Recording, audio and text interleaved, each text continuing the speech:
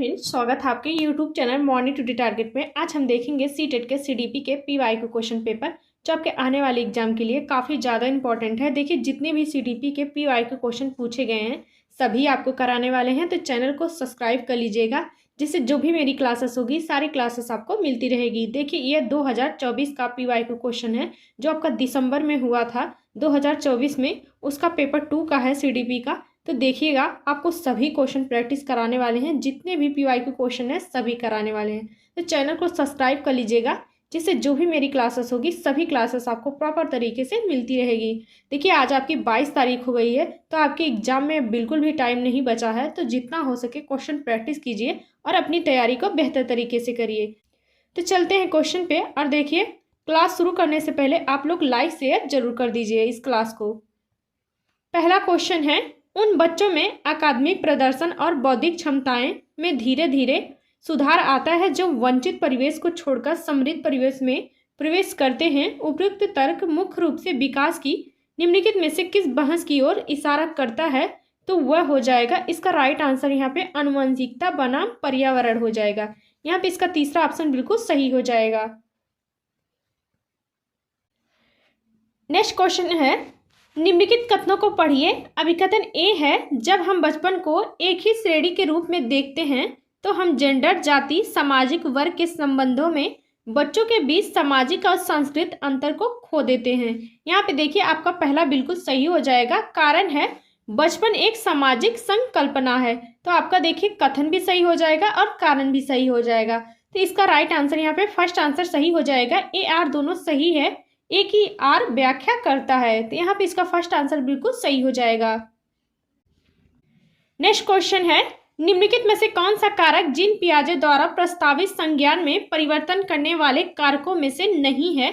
देखिए, इसने नहीं पूछा है कि कौन सा कारक जीन पियाजे द्वारा प्रस्तावित संज्ञान में परिवर्तन करने वाले कारकों में से नहीं है, तो वह हो जाएगा यहाँ पे इसका तीसरा ऑप्शन सही हो जाएगा, सांस्कृतिक उपकरण। देखिए, सांस्कृतिक उपकरण ये आपका लेव वाइगोस्की का है, तो यहाँ पे इसका तीसरा ऑप्शन बिल्कुल सही हो जाएगा। गतिविधि और जैविक परिपक्वता और संतुलीकरण, ये सभी आपका जीन पियाजे का है सिद्धांत।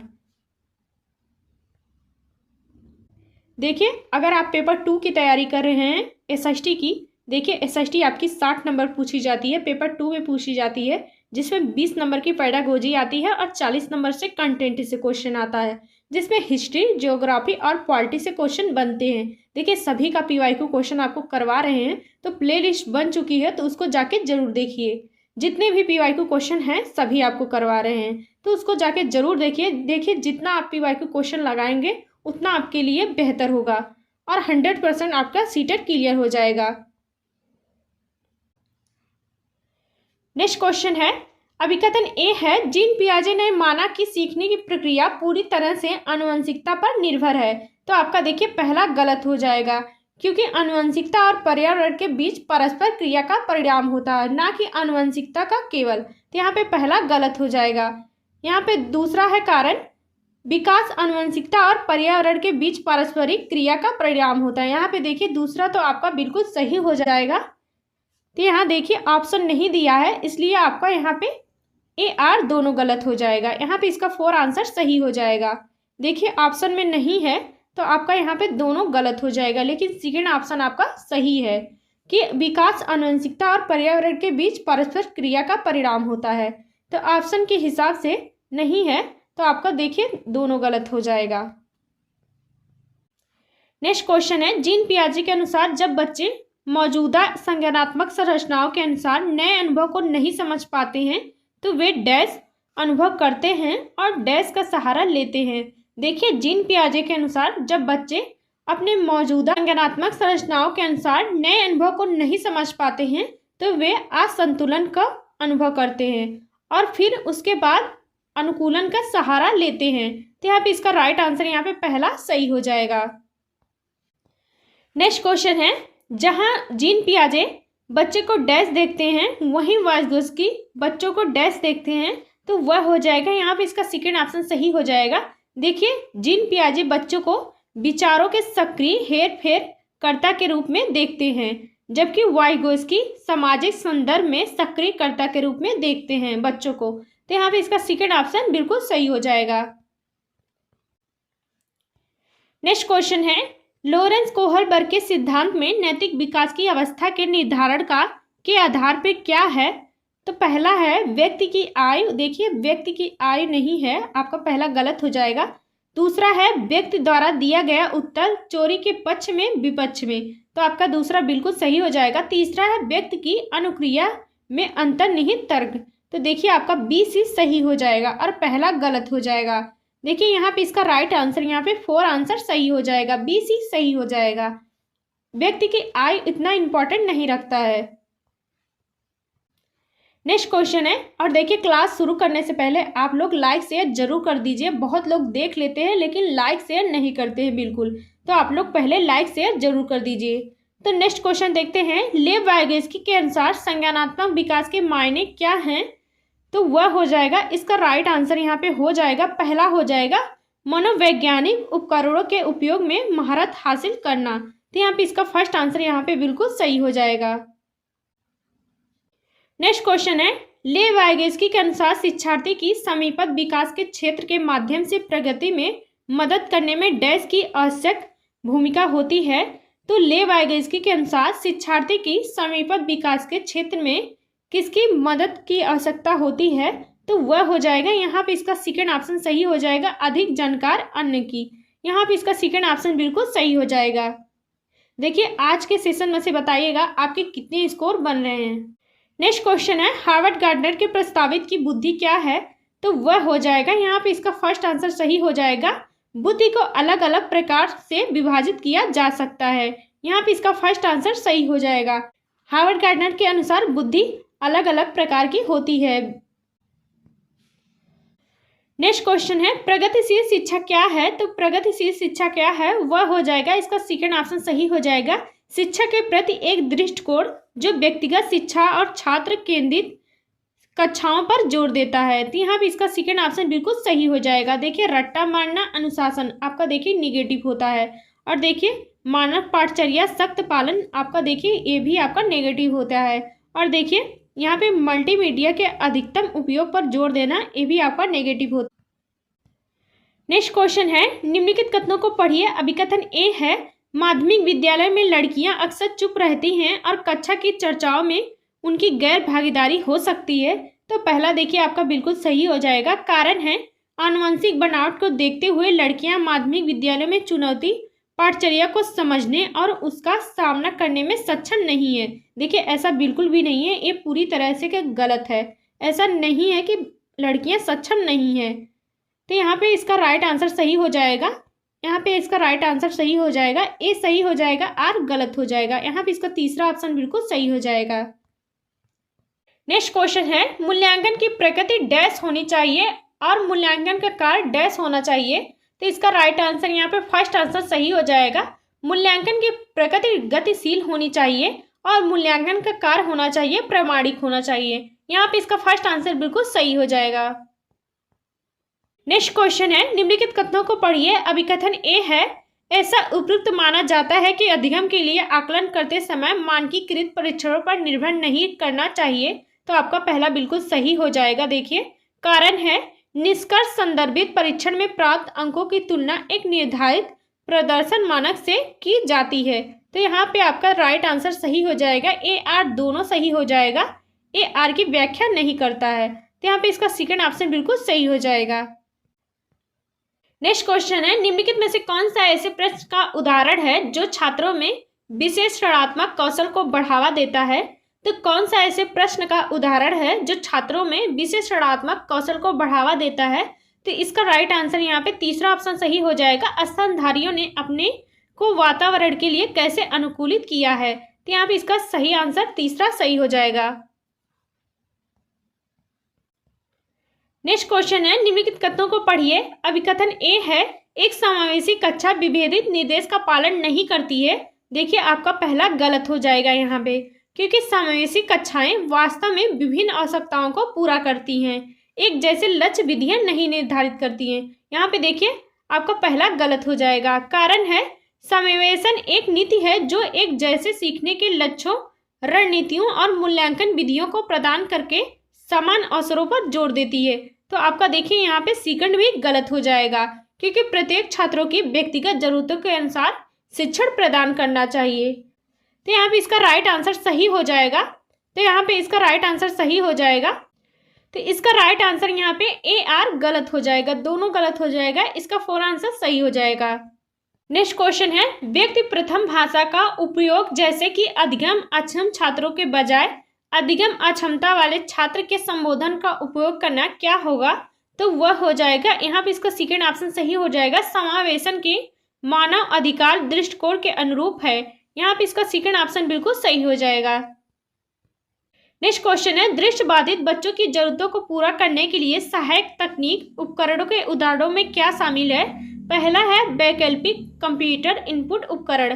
तो आपका देखिए पहला सही हो जाएगा। दूसरा है ब्रेल एम्बॉसर और प्रदर्शक। तो आपका दूसरा भी सही हो जाएगा। तीसरा है वाक पहचान सॉफ्टवेयर भाषण के पार्ट। तीसरा भी सही हो जाएगा आपका। चौथा है सांकेतिक भाषा का प्रयोग। देखिए आपका चौथा यहाँ पे गलत हो जाएगा, क्योंकि सांकेतिक भाषा का प्रयोग श्रवण बाधिता वाले बच्चों के लिए करना चाहिए, ना कि दृष्टि बाधिता वाले बच्चों के लिए। तो यहाँ पे इसका राइट आंसर सही हो जाएगा। देखिए आपका जहाँ डी है उसको काट दीजिए, आपका राइट आंसर यहाँ पे ए बी सी सही हो जाएगा, पहला ऑप्शन सही हो जाएगा। नेक्स्ट क्वेश्चन है, शालीनता वाले विद्यार्थियों के समावेशन का समर्थन करने के लिए ऐसा उपयुक्त माना जाता है कि?